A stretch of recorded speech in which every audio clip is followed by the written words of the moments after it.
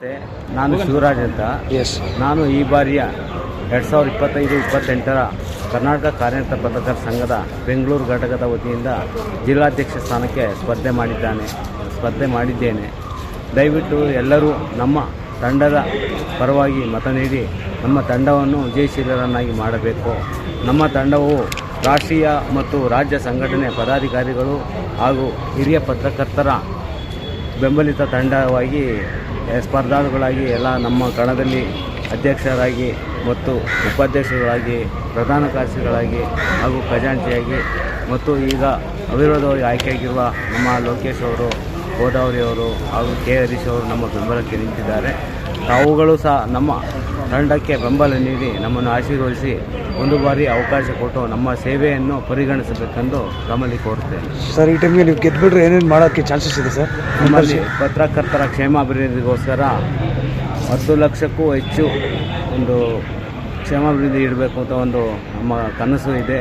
ಈಗಾಗಲೇ ಇಂದಿನ ಒಂದು ಅವಧಿಯಲ್ಲಿ ಈಗಿನ ಅಧ್ಯಕ್ಷರ ಸತ್ಯನಾರಾಯಣ ಅವರ ನೇತೃತ್ವದಲ್ಲಿ 2,20,000 ಈಗಾಗಲೇ ಠೇವಣಿ ಇಟ್ಟಿದ್ದೇವೆ.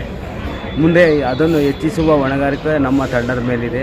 ಆದ್ದರಿಂದ ಜೊತೆಗೆ ಎಲ್ಲ ನಮ್ಮ ಪತ್ರಕರ್ತರ ಮಕ್ಕಳಿಗೆ ಇದು ಶಿಕ್ಷಣದ ಬಗ್ಗೆ ಆಗ್ಬೋದು, ಬೇರೆ ಚಟುವಟಿಕೆಗಳ ಬಗ್ಗೆ ಆಗ್ಬೋದು, ಹಿರಿಯ ಪತ್ರಕರ್ತರಿಗೆ ಇರ್ತಕ್ಕಂಥ ಮಾಶಾಸನ ಹಾಗೂ ಬಸ್ಸು ವ್ಯವಸ್ಥೆ ಬಗ್ಗೆ, ಜಾಹೀರಾತುಗಳ ಬಗ್ಗೆ, ಇದ್ರ ಬಗ್ಗೆ ಎಲ್ಲ ಗಮನ ಹರಿಸಿ ಸೇವೆಯನ್ನು ಮಾಡಿ ತೋರಿಸುವ ಮುಖಾಂತರ ನಾವು ಕೆಲಸ ಮಾಡಬೇಕು ಅಂದ್ಕೊಂಡಿದ್ದೀವಿ. ಆದ್ದರಿಂದ ನಾವು ಯಾವುದೇ ಆಶ್ವಾಸನೆ ಇದುವರೆಗೂ ನಾವು ಯಾರಿಗೂ ಕೊಡ್ತಾ ಇಲ್ಲ.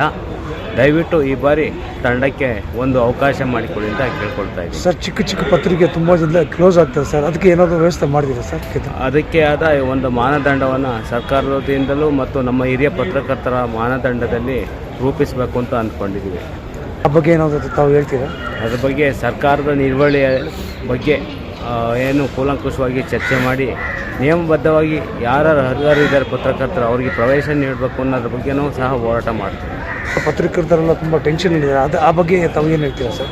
ಅದ್ರ ಬಗ್ಗೆ ಈಗಾಗಲೇ ಈಗಿನ ಬೆಂಗಳೂರು ಉಸ್ತುವಾರಿ ಸಚಿವರು ಹಾಗೂ ಉಪಮುಖ್ಯಮಂತ್ರಿಗಳಾದ DK ಶಿವಕುಮಾರ್ ಅವರನ್ನು ಮುಖತಃ ಕಂಡು ಮಾತಾಡಿದ್ದೇವೆ.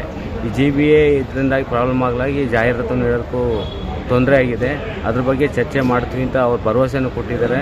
ಭರವಸೆಗೊಂದು ಇನ್ನೂ ಮೊತ್ತವನ್ನು ಹೆಚ್ಚಿಸುವ ಭರವಸೆಯನ್ನು ಸಹ ಕೊಟ್ಟಿದ್ದಾರೆ. ಜೊತೆಯಲ್ಲಿ ನಮ್ಮ ಪತ್ರಕರ್ತರ ಪರವಾಗಿ MLC ಆಗಿ ಸರ್ಕಾರದ ನಾಮನಿರ್ದೇಶನವಾಗಿರುವಂಥ ಶಿವಕುಮಾರ್ ಅವರು ಸಹ ನಮ್ಮ ಜೊತೆ ಬೆಂಬಲಕ್ಕೆ ಬಂದು ಇನ್ನೂ ಆ ಹಣವನ್ನು ಹೆಚ್ಚಿಸುವ ಬಗ್ಗೆ ಒಂದು ಆತ್ಮವಿಶ್ವಾಸ ನಮ್ಮಲ್ಲಿ ತುಂಬಿದ್ದಾರೆ. ಅದ್ರ ಬಗ್ಗೆ ಜಾಹೀರಾತುಗಳು ನಮ್ಮ ಸಣ್ಣ ಪುಟ್ಟ ಪತ್ರಿಕೆಗಳ ಪರವಾಗಿ ನಾವು ಯಾವತ್ತೂ ನಿಂತಿರ್ತೀವಿ.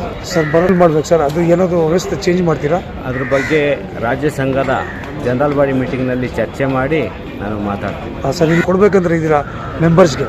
ಸಂಘ ಹಾಗೂ ಪತ್ರಕರ್ತರ ಬಗ್ಗೆ ನಾವು ಆಶ್ವಾಸನೆ ಕೊಡೋದಕ್ಕಿಂತ ಮಾಡಿ ತೋರಿಸೋದು ನನ್ನ ಗುರಿ. ಮೆಂಬರ್ಸ್ಗೆ ಏನಾದರೂ ಹೊಸ ಮೆಸೇಜು? ನಾವು ಉತ್ತಮ ತಂಡವನ್ನು ಆರಿಸಿ ಉತ್ತಮ ಸೇವೆಗೆ ಅನುವು ಮಾಡಿಕೊಡಿ.